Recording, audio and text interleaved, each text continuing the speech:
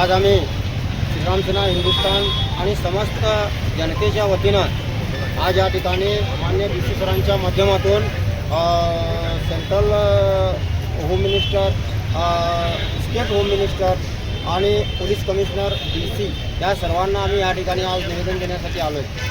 आता तुम्ही पाहत असाल की बेळगाव शहरामध्ये इलिगल जे काही ढाबे आहेत किंवा हॉटेल्स आहेत, त्या हॉटेल्स मोठमोठ्या नेत्यांचे पण हॉटेल्स आहेत, त्या ठिकाणी पोलीस प्रशासन पण जाऊ शकत नाही आणि कार्यकर्ते पण त्या ठिकाणी जाऊ शकत नाहीत। अशा ठिकाणी शनिवारी रात्रभर त्या ठिकाणी वाईट संगती किंवा वाईट काम त्या ठिकाणी चालू आहे।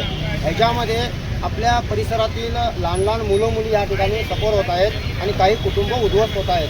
हे त्वरित बंद झालं पाहिजे। माझी त्या मोठमोठ्या नेत्यांना माझी विनंती आहे, कदाचित येणाऱ्या भविष्यामध्ये तुमची देखील मुलं किंवा तुमची नातवं त्या ठिकाणी जर बाद झाली, त्यावेळेला तुम्हाला त्याचा विचार त्या ठिकाणी तुम्हाला त्याचा अनुभव समजेल असं मला सांगावंसं वाटतं।